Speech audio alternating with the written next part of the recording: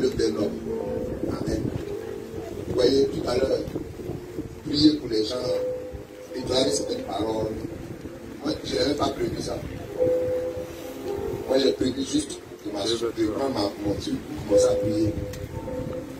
Tu comprends? Mais comme c'est l'œuvre du Seigneur, c'est lui qui envoie les choses comme il veut. Amen. Et donc, quand tu es dans sa maison, quel que soit ce que toi tu attends, quel que soit ce que tu veux là, il faut savoir que c'est l'œuvre de Dieu. Et il fait toutes choses selon sa volonté. Il fait ça quand il veut. C'est pourquoi la Bible dit Dieu fait toutes choses bonnes en son temps. Alléluia. Amen. Donc il fait selon sa souveraineté, selon sa volonté. Alléluia. Et beaucoup de personnes marchent d'une manière insensée. Je suis avec Dieu. Dieu semble ne pas m'écouter, ne m'entendre. Donc alors, il faut que je change ma manière d'être. Il faut que je change ma manière de faire. Il faut que je change mes attitudes. Et là, c'est pas bon. C'est dangereux. Quand c'est comme ça fait que la grâce que Dieu a prévue pour toi, tu n'arrives pas à la voir. Amen. Certainement, au bout de cet enseignement, il va vous expliquer que certaines choses. Vous voyez, c'est vrai que il y a beaucoup de choses qu'on obtient par la grâce de Dieu. Amen. Alléluia. Mais les promesses de Dieu, ça ne s'obtient pas par la grâce de Dieu. Alléluia. Ça s'obtient par la foi. Or, tout ce qui s'obtient par la foi doit passer par l'épreuve, par la persévérance, par la fidélité. Mais c'est après avoir traversé toutes ces étapes-là que maintenant tu obtiens la promesse qu'on t'a déclarée au début. Beaucoup d'enfants de Dieu, la partie où eux, ils doivent être éprouvés. Dieu doit les tester. Dieu doit voir si leur foi est vraie et intègre. Cette partie-là, ça ne l'intéresse pas. Ils veulent juste obtenir. Alléluia. Chez Dieu, un enfant de Dieu n'est pas caractérisé par ce qu'il obtient. Vous voyez, une personne, un enfant de Dieu n'est pas caractérisé par ce qu'il obtient. Amen. Répète après moi. Un enfant de Dieu n'est pas caractérisé par ce qu'il obtient. Sinon Jésus alors allait avoir toutes les grosses maisons de la terre avant de partir. Est-ce que vous savez quand Jésus était là, il n'avait même pas une voiture? Est-ce que vous savez ça? Il n'avait même pas un cheval, un chariot pour pouvoir l'accompagner. En ce moment, c'était ça les voitures. Il n'y avait pas de chariot pour l'accompagner, pour sillonner la Judée. Sinon, c'était important. Mais il n'en avait pas. Il marchait. Et c'était dans la volonté de Dieu qu'il marche. Qu'il aille faire des délivrances à partir de 10h jusqu'à 22h. Et qu'il se réveille la nuit tard pour aller prier. C'était ça la volonté de Dieu pour lui. Mais ce n'était pas obtenir qui était tout. Beaucoup de personnes pèsent leur marche avec Dieu, c'est-à-dire l'amour de Dieu ou bien la gloire de Dieu dans leur vie par ce qu'ils obtiennent. Faites très attention. Ce n'est pas ça qui caractérise un enfant de Dieu. Amen. Ce qui caractérise un enfant de Dieu, c'est comment tu as suivi la parole de Dieu à la lettre et comment tu as patienté pour que la parole de Dieu vienne s'exécuter dans sa vie. C'est à partir de ce moment que le cœur de Dieu approuve ce que tu es. Amen. Alléluia. Aujourd'hui, je vais vous parler des obstacles. Je vais commencer. Je vais parler des obstacles ou des limites à la volonté de Dieu. Dis avec moi les obstacles. Oh, je t'entends pas là. Je t'entends pas. Mais attends, vous êtes des femmes ou bien? Dis avec moi les obstacles. Les limites à la volonté de Dieu. Alléluia. Vous savez, aussi puissant que soit l'Éternel, amen, il y a des principes qu'il a établis. Il ne peut pas tout faire. Amen. Dis à ton voisin, il ne peut pas tout faire. La Bible dit tout est possible à Dieu. Amen. C'est vrai ou bien c'est faux? Donc si tout est possible, ça veut dire Dieu peut tout faire. C'est pas ça? Ok, non. Dieu ne peut pas faire tout. Amen. Dans ta vie là, Dieu ne peut pas faire tout. Qu'il soit Dieu, aussi puissant qu'il soit, Il va tout faire dans ta vie. La capacité ou le pouvoir de Dieu a une limite dans ta vie. Bon, c'est même un principe de la maturité spirituelle. De comprendre que la puissance de Dieu et la gloire de Dieu a une limite dans ma vie. Et on va voir ensemble quelles sont les limites. Quelles sont les limites et quels sont les obstacles de la volonté de Dieu dans la vie d'une personne. Amen. Autrement dit, qu'est-ce qui dans la vie d'une personne peut limiter ou bloquer la volonté de Dieu? Amen. Tu veux savoir? Amen. Dimanche dernier, on a touché le point de les bénéfices de la volonté de Dieu. Alléluia. C'est pas ça? Alléluia. Alléluia. Amen. Mon frère, ma soeur, je vais vous expliquer quelque chose. Si vous lisez dans Jean chapitre 17, alléluia. Jean chapitre 17, vous allez voir que Jésus, quelqu'un peut nous lire Jean chapitre 17 à partir du verset 1. On va voir ensemble les choses. La Bible dit que Jésus est qui? Il est le chemin, la vérité et la... Alléluia. Il est le modèle que Dieu a élevé au milieu de tous les hommes, afin que les hommes puissent le citer en exemple et marcher selon la voie que Jésus a laissée. Alléluia. Amen. Oh, je veux que quelqu'un me dise Amen. Jésus-Christ est le modèle de la vie chrétienne, de la foi en Christ. Alléluia. Dans cette génération. Jésus-Christ est le modèle que Dieu veut que chacun d'entre nous puisse suivre. Alléluia. Alors on va voir ensemble le modèle là. Qu'est-ce qui s'est passé? Qu'est-ce qu'il a déclaré? Vas-y. Jean 17, verset 1. Après avoir ainsi parlé, Jésus leva les yeux au ciel et dit: Père, l'heure est venue. Glorifie ton Fils afin que ton Fils te glorifie. Selon que tu lui as donné pouvoir sur toute chair, afin qu'il accorde la vie éternelle à tous ceux que tu lui as donnés. Or, la vie éternelle, c'est qu'ils te connaissent, toi, le seul vrai Dieu, et celui que tu as envoyé, Jésus-Christ. Je t'ai glorifié sur la terre. J'ai achevé l'œuvre que tu m'as donné à faire. Et maintenant, toi, Père, glorifie-moi auprès de toi-même de la gloire que j'avais auprès de toi avant que le monde soit. Amen. Alléluia. On va s'arrêter là. On ne va pas aller à loin encore. Qu'est-ce qu'il dit? Il dit, Père, glorifie-moi. C'est pas ça?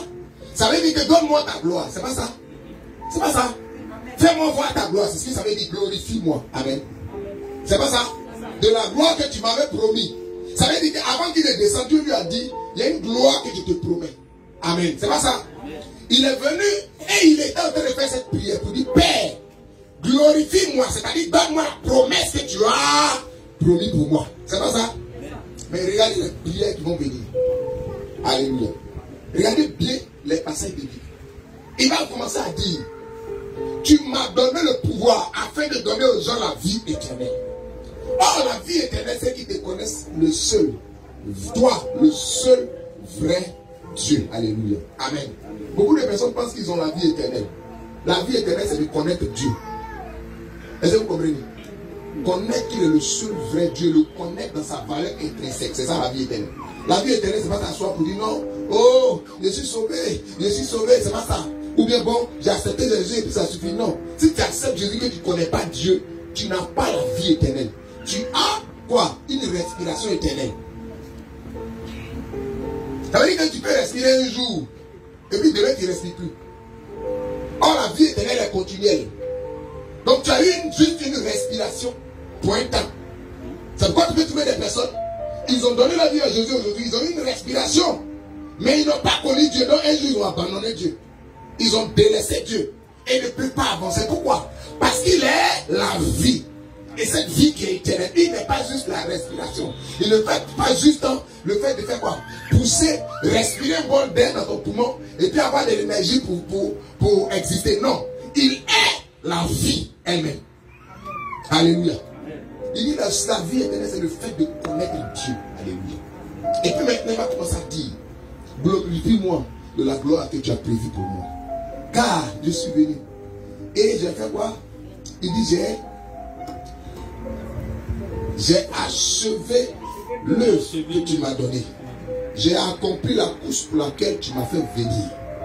Maintenant, donne-moi ta gloire. Alors, pour beaucoup d'enfants de Dieu, la gloire de Dieu, elle est là. On peut prendre ça comme on veut. Amen. Aujourd'hui, laissez-moi vous c'est-à-dire, enlever les écailles dans vos yeux. Beaucoup pensent que tout le monde peut faire la prière de Moïse qui dit, Seigneur, fais-moi voir ta gloire. Ce n'est pas tout le monde qui est digne de dire à l'Éternel, fais-moi voir ta gloire. Tu peux passer 50 ans pour faire fais-moi voir ta gloire, tu ne vas jamais voir. Avant de voir la gloire de Dieu, il faut travailler pour Dieu. Et on ne travaille pas pour Dieu dans le désordre. Il dit, j'ai accompli l'œuvre que tu m'as donnée de venir faire. C'est-à-dire que avant qu'il devienne, l'œuvre de Dieu se sont entendus sur l'œuvre. Et lui, il est venu, il a fait exactement ce que Dieu voulait qu'il fasse. Et puis maintenant, il a le droit maintenant, il a maintenant tous les éléments nécessaires pour dire à Dieu, envoie ta gloire parce que c'était une promesse, fait venir. Donc la gloire de Dieu est l'aboutissement. C'est pourquoi la Bible dit dans Romains chapitre 8. Il dit quoi? Ceux qu'il a connus d'avance, il les a appelés. Ceux qu'il a appelés, il les a. Ceux qu'il a appelés, ceux qu'il a connus d'avance, il les a prédestinés. Ceux qu'il a prédestinés, il les a appelés. Ceux qu'il a appelés, il les a justifiés. Ceux qu'il a justifiés, il les a glorifiés.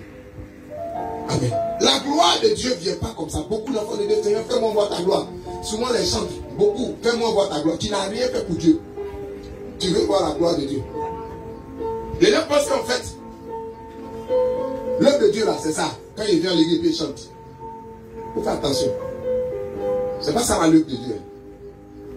L'œuvre de Dieu là, je pense que non, c'est ça. Quand je viens et puis je prêche, c'est même pas ça l'œuvre de Dieu. Tu comprends? Parce que pour pouvoir arriver ici là, il a fallu pour moi faire 17 ans dans la prison de Dieu, en train de checker, en train de prier, en train de chercher. Qu'est-ce qu'il veut que je fasse? Comment il veut que je sois? Comment il veut que je fasse les choses? Il veut que je fasse ça d'abord. Avant d'être admis à la position où quand je viens, il n'y a pas besoin de prendre beaucoup de choses. Quand je touche certains éléments, pas, ça vient. Est-ce que tu comprends? Il y a une dignité d'abord à rechercher avant d'avoir la gloire de Dieu. Sinon, arrivé, c'est un moment quand toi tu te demandes, tu n'en es pas digne. Pourtant, il a dit, je serai selon ce que tu auras répété à mes oreilles. C'est pas ça. Mais c'est pas tout le monde quand il répète et puis Dieu fait. Il faut être digne de certaines choses. Il a achevé la course. Ça veut dire que, initialement, Dieu et lui se sont entendus sur la volonté de Dieu pour laquelle Dieu le fait descendre sur la terre. Il lui a dit, voici ce pourquoi, voici le programme. Et voici ce que tu dois aller faire. Quand tu vas aller là, il faut sillonner les villes pour parler de moi. Proclamer que la liberté. Et puis tu vas faire des miracles, des guérisons et tout ça, tout. La dernière chose sur laquelle ils ne se sont pas bien entendus, c'était la manière dont il allait mourir. Et il a fallu que Dieu envoie Moïse, et puis, comment il s'appelle? Dieu envoie Élie, et puis Moïse, pour venir, pour lui donner les informations. L'esprit de Moïse et puis l'esprit d'Élie, pour venir lui donner les informations. Parce que c'est comme ça qu'il a été choisi que tu meurs. Sinon, ce n'était pas normal que tu meurs. Mais voici ce qui a été décidé pour toi. Tu dois mourir de cette manière. Beaucoup de personnes, d'enfants de Dieu, leur vie là, ils ne savent même pas ce que Dieu dit de leur vie. Ils ne cherchent pas à savoir ce que Dieu dit de leur vie. Ils se promènent dedans comme ça. Tu vois une personne, deux personnes vont dire, on s'est venu pour se marier. Écoute-moi, il y a bien combien dans mariage, il n'y a pas bien combien dans destinée.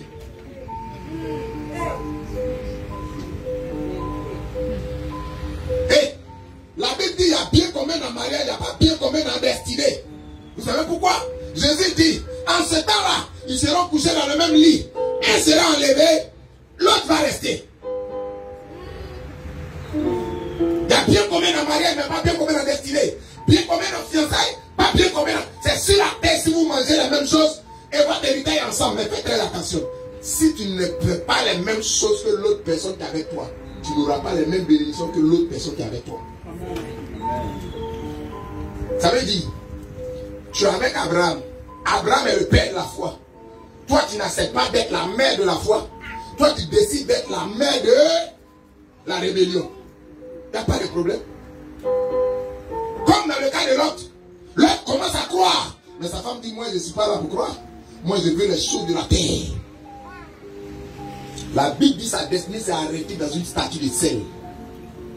Statue de sel. Et puis qu'elle a été sauvée du déluge. Mais comme elle est incrédule et qu'elle est toujours en train de regarder derrière elle, sa foi s'est arrêtée à une statue de sel. Alléluia. Oh, j'aurais un jour à prêcher sur la statue de sel. Il dit, nous sommes le sel de la terre. Mais faites très attention, il y a des gens qui sont des statues de sel. Leur vie là, se transforme en statue de sel. Amen. Et on va laisser ça. Alléluia. Donc je vais parler des obstacles. La gloire est venue parce que Jésus a travaillé. La même chose est venue dans la vie de, comment il s'appelle? Paul. Paul dit, j'ai achevé la course. Maintenant, la couronne m'est réservée. J'ai achevé ton œuvre. Maintenant, la couronne m'est réservée. Pourquoi il dit ça? Il dit ça parce que il y a le plan de Dieu dans les choses. Donc quand tu es là, tu dois chercher à savoir quelle est la volonté de Dieu, quel est le plan de Dieu, quelle est la vision pour laquelle Dieu m'a envoyé ici. Beaucoup prennent les choses, non, on est venu à l'église, on est parti s'asseoir là-bas, le pasteur va prêcher, puis on va partir à l'église. On va remplir en fait la formalité du fait de savoir si on est venu à l'église ou on n'est pas venu à l'église. Mon frère, en fait, tu es en train de te retarder la destinée. Tu retardes ta destinée. Pourquoi? Parce que venir faire du remplissage des chaises, en fait, c'est une tristesse pour toi-même. Avant de venir ici, il faut chercher à savoir quel est le plan que Dieu a pour toi. Qu'est-ce que Dieu veut que je fasse? Quand tu es en train de venir là, cherche à savoir, arriver là-bas, il doit faire quoi? Comment il doit me comporter? Comment je peux être utile dans ta maison? Qu'est-ce que tu attends de moi, papa? Qu'est-ce que tu attends de moi? Parce que pendant que tu es assis ici, tu es vraiment assis dans une assemblée terrestre. Mais ce que tu ne sais pas, c'est que tu es assis dans l'assemblée céleste. Amen. Et dans l'assemblée céleste, on ne vient pas faire du remplissage. Non, non, non, non. Si on me dit Dieu devait faire du remplissage, tout le monde allait aller au ciel. Tout le monde allait aller au ciel.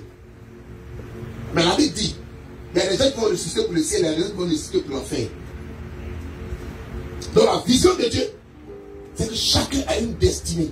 Chacun a un couloir. Chacun a un plan de Dieu pour sa vie. Chacun a un programme de Dieu pour sa destinée. Chacun a une vision de Dieu pour sa vie. De la même manière que toi seul tu as une empreinte. C'est comme ça que Dieu a un couloir pour toi seul ta destinée. Amen. Même quand vous êtes mariés, même quand vous êtes des meilleurs amis, même quand vous êtes des jumeaux, Dieu a déjà un couloir pour chaque personne. Amen. Mais le problème, beaucoup ne veulent pas savoir quel est le couloir de Dieu. Première des choses, Dieu a le couloir. Deuxième, Dieu a ses voies. Dis avec moi ses voies. Dis avec moi ses voies. C'est-à-dire il y a le couloir. Le couloir a dit, tu prends ici, depuis Saint-Jean, tu passes et puis tu vas à la 2. Mais dans le plan de Dieu, peut-être que depuis Saint-Jean pour passer pour aller à la 2, dans la vision de Dieu, tu dois passer à la 3 d'abord.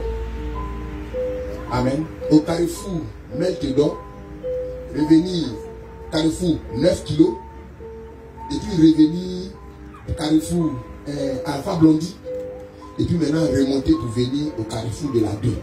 C'est là que Dieu dit, je suis satisfait de ce qu'il a fait. Mais beaucoup d'enfants disent que qu'ils arrivent au carrefour de tendresse. Quelqu'un me comprend? Il dit non, il faut qu'on prenne le raccourci.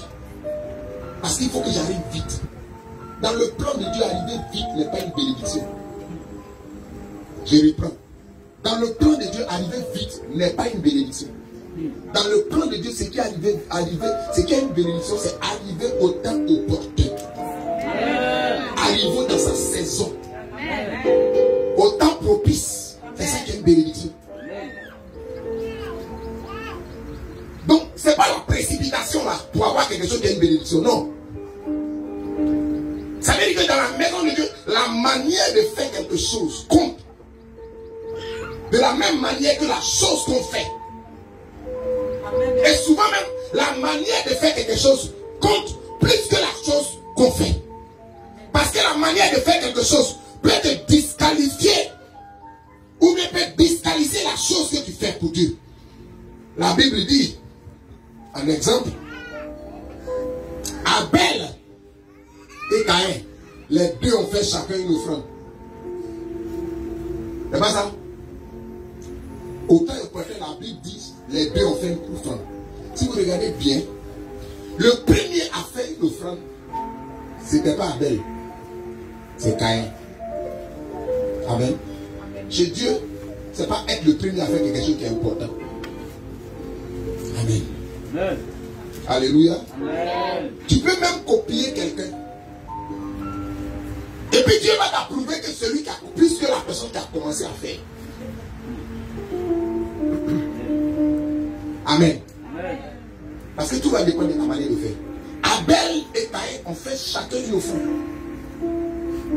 Mais la Bible dit que Caïn est parti dans la précipitation. Caïn a ramassé des produits comme ça. Dit on va. En fait, vous voyez, chez Dieu, tout ce que tu fais, sans regarder à la qualité de celui pour qui tu es en train de faire, pour savoir quelle est la manière dont lui veut qu'on fasse la chose. Quand tu fais la chose, Dieu n'accepte pas ça. Il ne reçoit pas ça.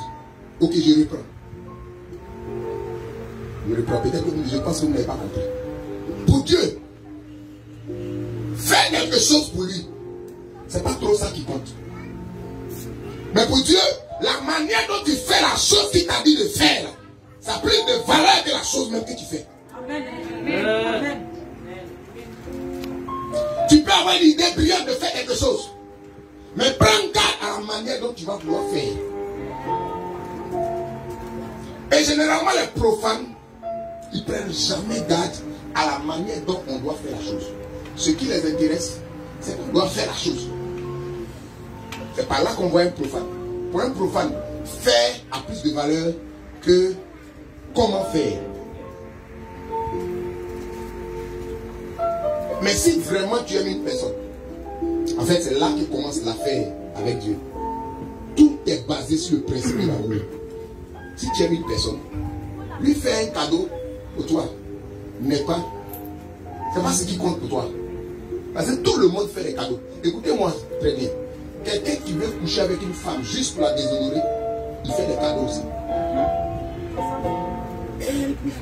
Juste pour la déshonorer, il fait cadeau. Et souvent même là, le cadeau qu'il peut faire là, il peut faire un cadeau qui a plus de valeur que la personne qui t'aime réellement. Et généralement ça, tous ceux dont les yeux sont orientés vers tout ce qui brille, ils sont appâtés par cette manière de faire. Ils sont intéressés par le cadeau est tellement énorme.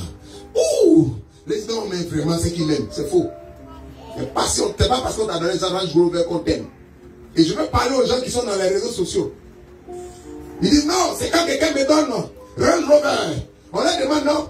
Comment tu peux prendre une personne comme mari? Non, c'est si le mari est capable de me donner des sacs Chanel, des chaussures ceci, des cela. Écoute-moi, c'est parce que en fait, tu réfléchis pour ta perte. Parce que quelqu'un qui va te déshonorer, qui a prévu de te faire tomber, de t'humilier, il peut cotiser son argent. Juste parce qu'il a des décès inavoués. Juste de te faire tomber et de t'humilier. Il te donne tout ce que tu cherches là. Et puis ton cœur ouvert comme ça pour lui. Et puis frappe. Et puis après il te jette. Ça te fait plus mal. Parce que tu ne sais pas comment ça fonctionne.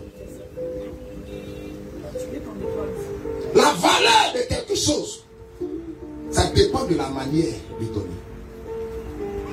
Tu viens ici, tu dis, pasteur, je suis venu avec une voiture pour toi. Mais ta manière de marcher, tu marches comme ça pour me donner la voiture. Quand on dit, bon, je vais faire un cadeau, tu prends la parole, tu dis, écoutez, nous ne sommes pas des misérables. Dieu nous a fait grâce, nous avons des choses. Et comme on a vu que des gens souffrent, on est venu leur donner un cadeau. Aujourd'hui, parce que ta souffrance va s'arrêter. Dès que tu finis de parler comme ça, je remonte à la chair pour te dire, mon frère, je préfère ma souffrance que l'humiliation que tu m'apportes.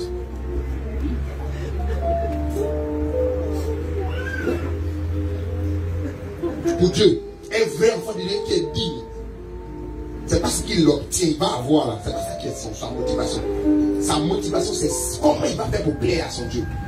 C'est quel est le chemin par lequel il va passer pour que son Dieu soit content. Parce qu'il sait une chose. La relation entre son père et lui, c'est pas la relation de je donne, tu donnes. La Bible dit, avant même que nous ayons quelque chose, Dieu nous a donné le meilleur qui est dans le ciel. Donc quand Dieu essaie à te donner le meilleur, c'est pas par rapport à ce qu'il a à avoir. C'est juste parce qu'il veut que tu l'aimes. Juste parce qu'il veut avoir une relation filiale avec toi, soit son fils. Donc, il veut investir ce qu'il veut. Et il prend la bonne manière pour te le donner. Amen. Alléluia. Quand une personne ne comprend pas ces principes, elle peut venir ici chanter. Mais elle n'aime pas le Père. Elle n'aime pas le Dieu Tout-Puissant. Elle peut venir prêcher. Mais elle n'aime pas Dieu. Elle n'aime pas les brebis du Seigneur. Elle peut venir à l'intercession. Mais elle n'aime même pas Dieu. Elle fait du remplissage. Écoute-moi. Tu peux te déplacer pour venir à l'intercession. Mais tu viens juste remplir la case. Parce que le responsable de l'intercession ou bien le pasteur va entendre que tu n'étais pas là. Mais quelqu'un qui aime Dieu n'a pas besoin. C'est pas dans son intercession que vous êtes déplacé là pour venir. Même à la maison. Même quand il marche. Son cœur est ouvert pour parler de Dieu. Parler de l'église à Dieu. Parler des hommes à Dieu. Parler. Son cœur est ouvert. Là-bas même il fait. La Bible dit, Abel a fait quoi? Il s'est précipité. Regardez très bien ce qu'il a fait. Il n'a même pas cherché les meilleurs fruits. Il a regroupé juste des fruits pour aller donner. Écoutez-moi. Abel est en train de faire la volonté de Dieu. C'est vrai ou bien c'est faux? La volonté de Dieu, c'est que Dieu voulait que les gens l'adorent.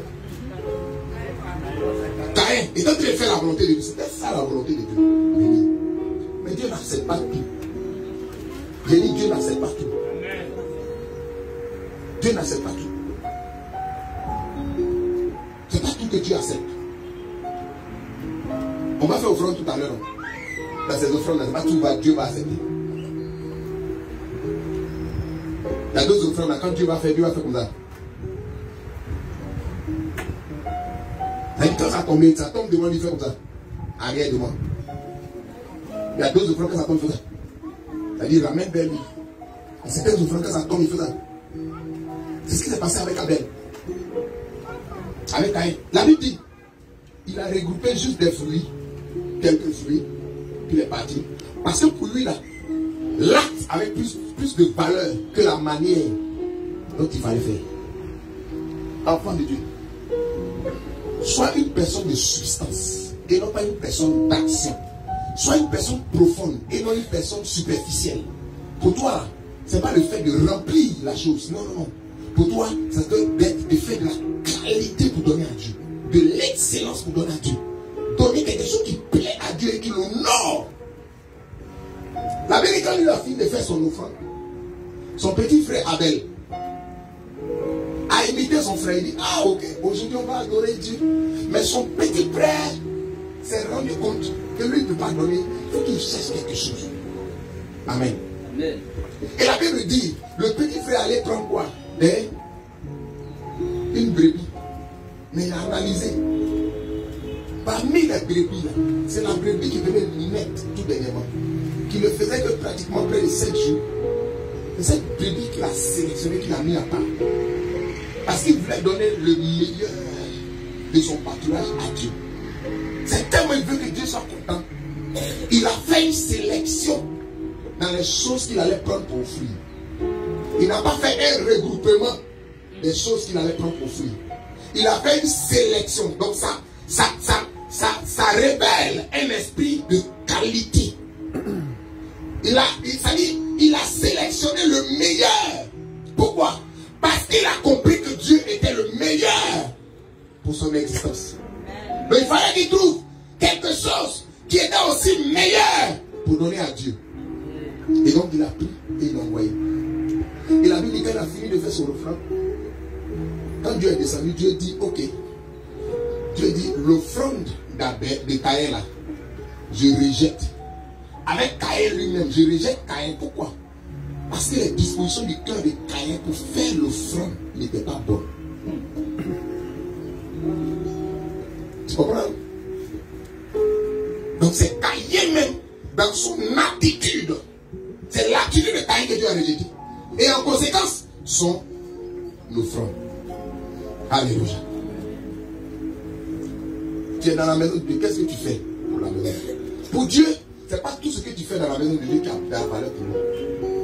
Tu peux faire tout ce que tu veux, mais ça n'a pas de valeur. Pourquoi? Parce qu'il ne t'a pas appelé pour aller faire ça.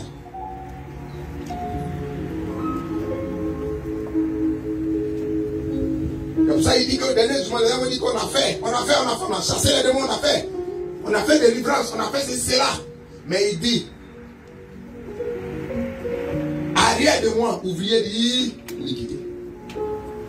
Mon frère, ma soeur, dans le principe de Dieu, il y a un ouvrier et puis il y a un ouvrier d'iniquité. C'est-à-dire que l'ouvrier qui ne fait pas les choses comme Dieu veut qu'on fasse et qui ne fait pas ce que Dieu veut qu'il fasse, il est la même chose qu'une personne qui est à la maison en train de faire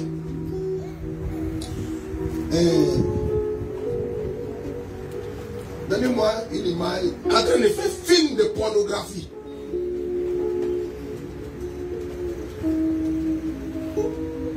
Je reprends. Tu es venu dans la maison de Dieu, tu dis, je veux adorer, je veux faire comme pour Dieu. Et puis tu as commencé, tu es venu. Généralement, mais souvent là, la plupart de telles personnes, ils choisissent ce que lui veut faire dans la maison de Dieu. On dit, il faut faire ça. Il dit, non, moi je ne peux pas faire ça. Moi c'est ça. Fais très attention.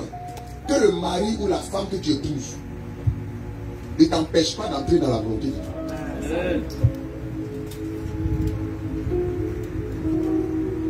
Écoute-moi. La volonté de Dieu et l'adoration, c'est une affaire de cœur. Généralement, c'est ton cœur qui dit qu'il faut faire. Et puis Dieu prend.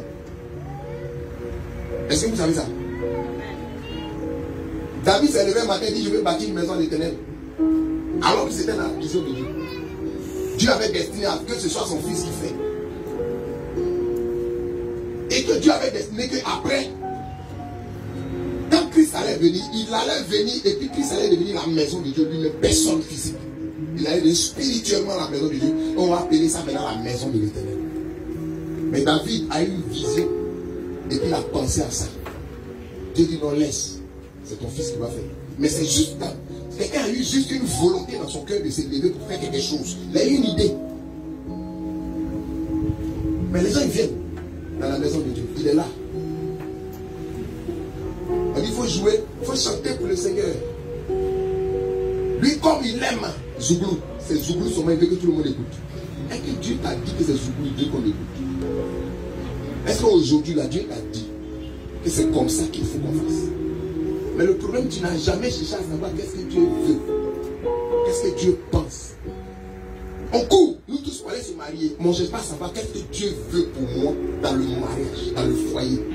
Parce qu'il y a des femmes qui sont des intercesseuses. Il y a des femmes qui sont des consolations pour leur mari. Est-ce que vous savez ça? La Bible dit que cet homme qui s'appelait Isaac avait perdu sa mère pendant qu'il était jeune. Donc il était une personne attestée. Une personne qui a eu un brisement dans le cœur, comment on appelle ça, un problème émotionnel. Il lui fallait une femme qui était en même temps une femme et en même temps une consolation, qui pouvait remplacer sa maman.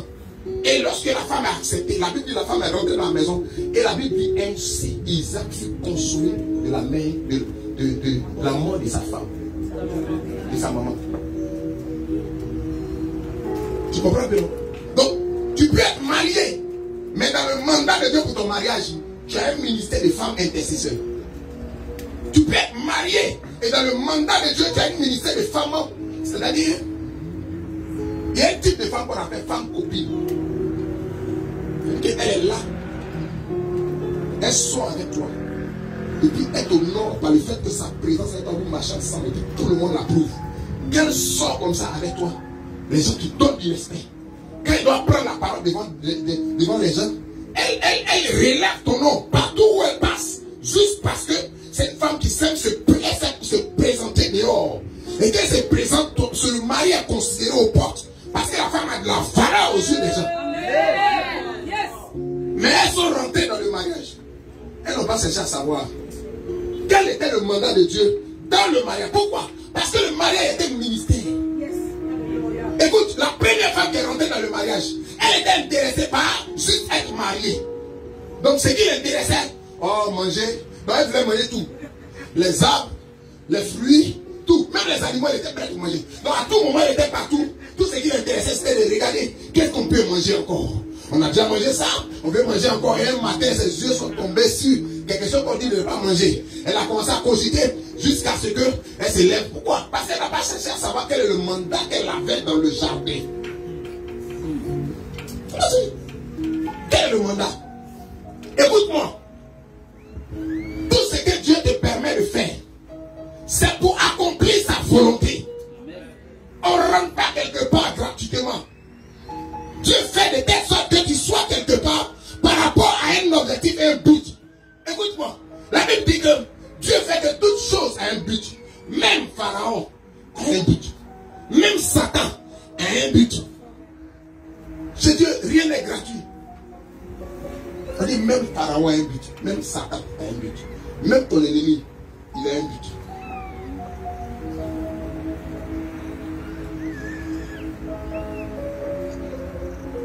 Tu peux être une femme et puis Dieu t'a appelé juste pour que tu sois dans la vie du monsieur pendant les moments de sa galère.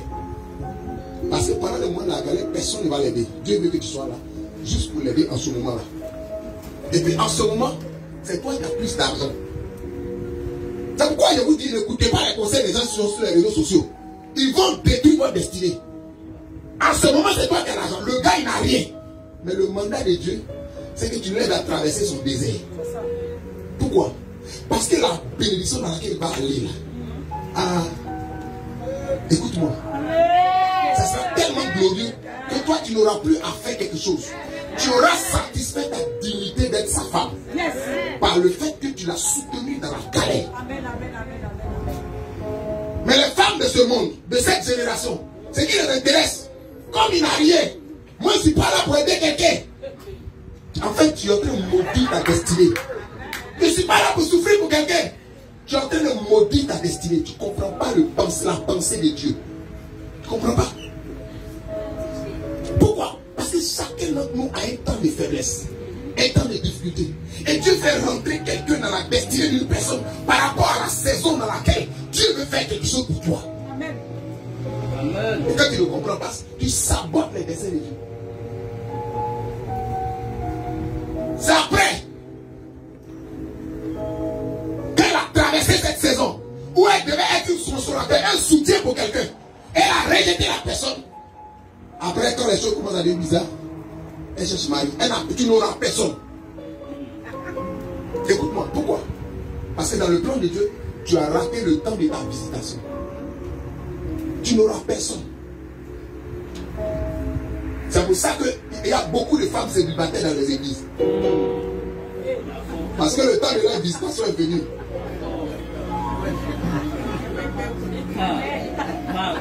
Celui que Dieu a envoyé pour les visiter, elle a chassé, elle a rejeté, mais elle n'a pas fait ça simplement.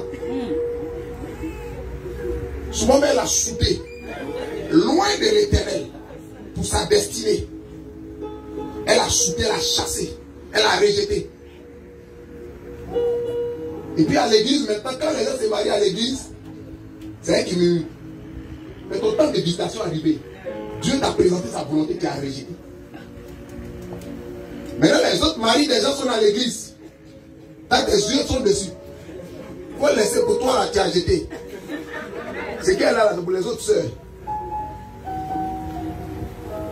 Écoutez-moi, ce que je suis en train de dire, ça semble être quelque chose qui fait rire. Mais il faut faire attention. Écoutez-moi, Chacun a une saison de sa vie. On est frères ensemble à l'église. Mais toi, ta saison, ça peut être maintenant. Ton mariage, ça peut être maintenant. Ton travail, ça peut être maintenant. La personne que tu vas rencontrer, Dieu peut avoir destiné qu'il rencontre la galère. Moi, Dieu m'a dit, ta femme, tu vas la rencontrer dans la galère. Elle viendra dans la galère. Tu n'as rien et puis elle viendra. Mais elle devra accepter. Pourquoi? Parce que ce que je réserve est grand. Elle doit apprendre à accepter la 17. Parce que la gloire va venir après. Maintenant, si tu viens et tu luttes, tu es là, tu dis, moi je ne veux pas, moi, il n'a rien. Il habite où? Il habite à Angré, Pétro-Ivoire en bas. Demandez aux gens, ils connaissent. Ceux qui vont écouter ce message sur Facebook là, ils connaissent Angré, Pétro-Ivoire en bas. Ce n'est pas autant de Ouattara. Autant de Ouattara, il y a un goudron là-bas. Mais avant le temps de Ouattara,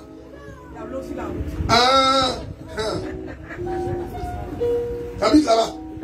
Un endroit où quand tu viens là-bas, lui rendre visite, le lendemain, après il est parti. Tu es assis dans la maison, même puis tu te demandes pourquoi je suis venu ici. Tu viens chez moi ici.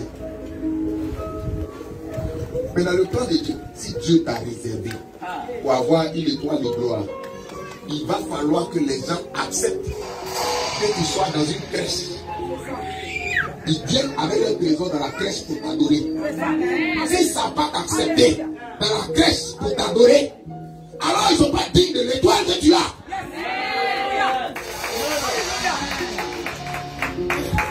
Ils sont dans la maison de Dieu, mais ça ne les intéresse pas de savoir qui est l'Éternel, comment Dieu fonctionne et comment Dieu travaille. Écoute-moi. S'il y a quelque chose de merveilleux que Dieu veut présenter au monde, il va montrer ça d'abord de la vilaine manière. Pour que les gens sachent que ce n'est pas la gloire de Dieu ne vient pas de façon à sauter aux yeux. Il faut que ceux qui ont l'esprit sachent discerner quelle est la gloire de Dieu qui est en train de venir et ils acceptent. Donc quand quelqu'un n'a pas reçu, quand Dieu l'a visité, il y a un temps il va souffrir pour prier. C'est pourquoi Israël actuellement n'a pas encore reçu Jésus. La Bible, il y a un temps qui arrive où toute la terre va faire la guerre contre Israël. Et toute la terre va tellement frapper, tuer Israël dans une vallée qu'on appelle la vallée d'Armageddon. Ils vont les tuer jusqu'à... Écoute-moi, si tu es israélien ou bien si tu es un descendant d'Israël, je t'annonce, il y a une vallée qui s'appelle la vallée d'Armageddon. Elle est préparée pour vous. Parce que vous n'avez pas reçu le Messie. Parce que vous n'êtes pas prêt à accepter celui que Dieu vous a envoyé. Vous l'avez rejeté jusqu'à maintenant. Mais le temps arrive où la vallée d'Armageddon, actuellement les vautours sont en train de se préparer là-bas et se multiplier. Les rapaces sont en train de se multiplier là-bas. Juste parce que celui qui devait accepter Jésus ne l'a pas accepté. Mais la Bible dit, ils vont souffrir, lutter, se lamenter jusqu'à ce qu'ils soient capables de dire, béni soit celui qui vient au nom de l'Éternel. Alléluia. C'est la parole qui va les aider. C'est la parole qui va faire venir Jésus-Christ de Nazareth pour venir arrêter leur souffrance. Dieu t'envoie quelqu'un qui dit non, sa bouche est tordue, je ne veux pas. Ok. Jusqu'à ce que tu dises béni soit celui qui vient au nom de l'Éternel. Tu n'auras rien. Tu dis non, ses chaussures sont rabotées. La Bible dit il n'avait ni beauté ni éclat pour attirer quelqu'un. Quand Dieu envoie sa volonté, il emballe dans un paquet cadeau qui est vilain. Il ne va pas te donner ça de manière où toi tu vois et puis en même temps tu vois, oh ça l'a fait Dieu. Il faut faire attention. La Bible dit, il s'appelle Lucifer, ange de lumière. C'est lui qui aime envelopper les choses de beaucoup de puissance. Mais Dieu, il est simple. La manière de faire la volonté de Dieu a plus de valeur que la volonté de Dieu que tu veux faire.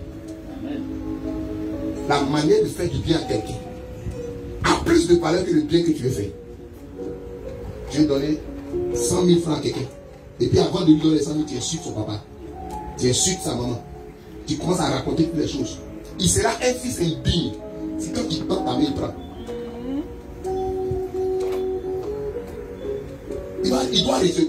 il doit refuser. Il doit même t'empêcher de terminer puis partir. Juste par dignité son père. Même s'il est dans le besoin de l'argent. Mais parce que tu as insulté son papa, il doit te tourner le dos. Ne même plus prendre ton argent. Ton argent doit rester avec toi. C'est le principe de la dignité. Écoutez-moi. La volonté de Dieu répond à ces principes. Tu dois savoir honorer Dieu par ta manière dont tu vas l'honorer. Pourquoi? Parce que Dieu, dans son plan, a prévu une manière pour l'honorer. Vous demandez à David. David a eu la bonne volonté, la bonne vision d'aller ramener l'arche de l'alliance. Maintenant, il dit Dieu la manière dont Dieu veut que l'alliance de Dieu soit transportée.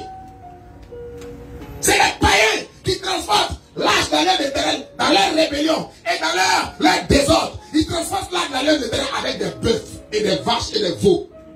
C'est les païens. Juste parce que ils ne connaissent pas Dieu. Dieu accepte. Mais ceux qui connaissent Dieu, Bob lit les Écritures d'abord pour trouver comment Dieu veut qu'on puisse transporter son arche. Et David a eu la vision de transporter l'arche. Mais David n'a jamais pensé à comment on doit transporter. Et un matin, il dit, bon, on va faire. Comme l'arche est venue sur des vaches, alors envoyez-nous des vaches, mettez l'arche dessus et puis on va partir. Ils ont mis l'arche dessus. Et puis les gens se sont assis d'un côté et de l'autre. Et je termine ainsi. Ramener l'arche de l'alliance devait être la vision et la volonté pour laquelle Dieu a envoyé David de devenir roi. C'était pour rétablir l'arche de l'alliance de l'Éternel au sein d'Israël. Il est en train d'accomplir la volonté de Dieu. Mais là, il est en train de déshonorer Dieu. Tu comprends bien, non? Parce que l'arche ne se transporte pas par les animaux.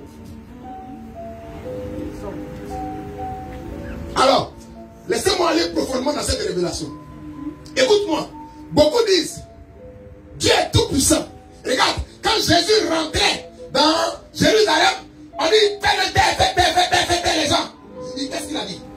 Il dit, s'ils se taisent, je vais susciter des pierres pour m'adorer. C'est vrai que des pierres peuvent m'adorer. Amen. Dans le miracle de Dieu. Mais en fait, ce sera un acte qui sera comme une profanation de la gloire de Dieu. C'est comme transporter la gloire de Dieu, qui est l'adoration, sur les vaches. Ce n'est pas une vache qui doit transporter la gloire de Dieu. Ce n'est pas un caillou. Si moi je suis un prophète loin de Dieu, tu comprends? Et puis je décide, bon, tellement je suis loin, à partir de maintenant, je mets l'onction maintenant sur un caillou aussi. Il n'y a plus besoin de faire des efforts. Et puis je suis assis ici. Quand vous venez me voir, allez toucher le caillou. Et puis allez-y, vous êtes guéris. Amen.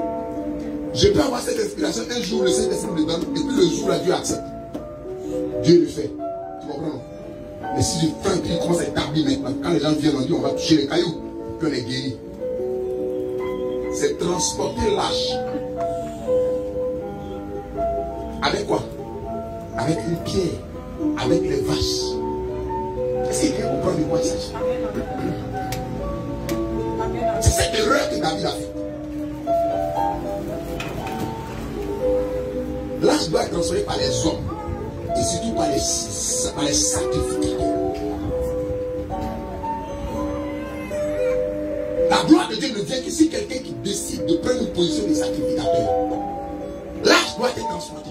L'alliance de Dieu n'est pas transportée juste parce que tu es un homme. L'alliance de Dieu ne vient pas dans ta vie parce que tu es un homme. L'alliance de Dieu vient dans ta vie parce que tu es un fils. L'arche doit être transportée, non pas par les animaux. C'est les païens qui peuvent donner une position de Dieu sur la tête des animaux. Non. C'est l'idolâtrie. Mais ceux qui connaissent l'Éternel, ils savent que ce sont les hommes qui adorent Dieu. Ce sont les cœurs convertis qui adorent Dieu. Ce sont les âmes rachetées qui adorent Dieu. Ce sont les fils de l'Éternel qui adorent Dieu. Alors ils ne peuvent pas mélanger les choses. Et en ce moment, David a envoyé, par compassion pour David, tu as laissé faire, mais il n'était pas content. Erreur de quelqu'un d'entre eux. Juste justifier que l'Éternel avait raison. Quelqu'un a pris sa main. Oh, il est interdit de toucher à l'arche. Pris sa main pour toucher. Automatiquement, décharge électrique dans son corps. Le monstre le coup. Là, l'arche est bloquée. Le monsieur est couché là. Tout le monde se rend compte qu'il y a un problème. David dit, mais donc lâche là. Ça peut tuer les gens. Hein. Bon donc, à partir de maintenant, gardez ça quelque part. Je n'ai pas besoin de ça dans ma maison. Et il a fallu qu'un homme de Dieu sacrifié pour lui dire, en fait, viens voir ton erreur. Voici où c'est écrit. Vous ne transporterez pas l'arche de l'Éternel avec des vaches. Mais vous allez transporter avec les sacrificateurs qui vont mettre ça sur leur épaule et ils vont passer. Et pendant que l'arche de Dieu sera en train d'être traversée, on va chanter d'un côté, chanter d'un autre côté. C'est écrit dans l'Ancien Testament avant que David n'arrive.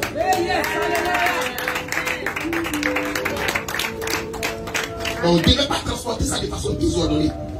Écoutez-moi, tout ce qu'on doit faire dans la maison de Dieu, toute volonté dans laquelle Dieu va t'appeler, même tout mandat, si Dieu t'appelle à devenir président, il y a une manière d'être président. On a mis des gars dans le pays.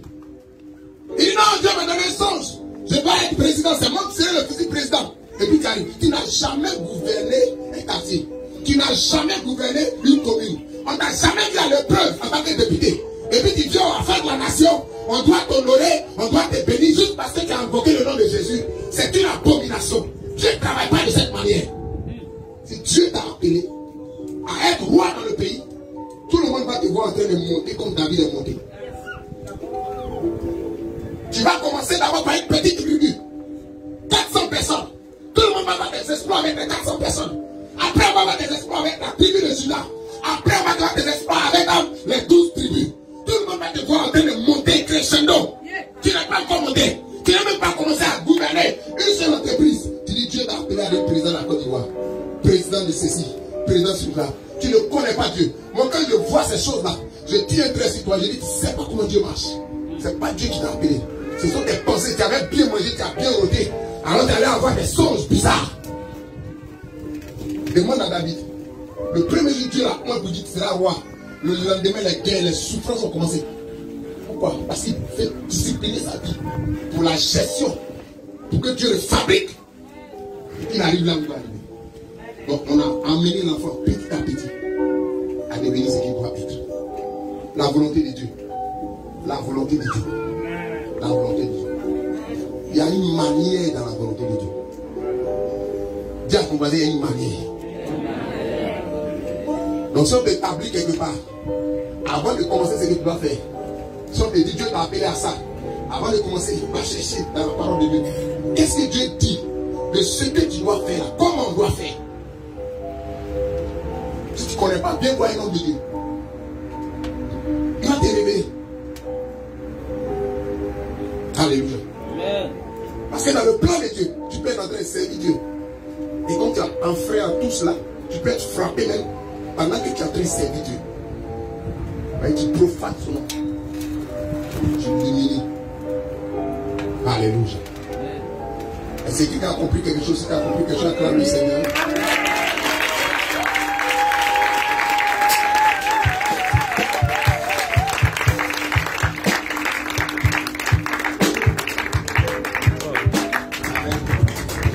Alléluia. Ta manière de vouloir faire les choses peut te disqualifier de la grâce qu'on a.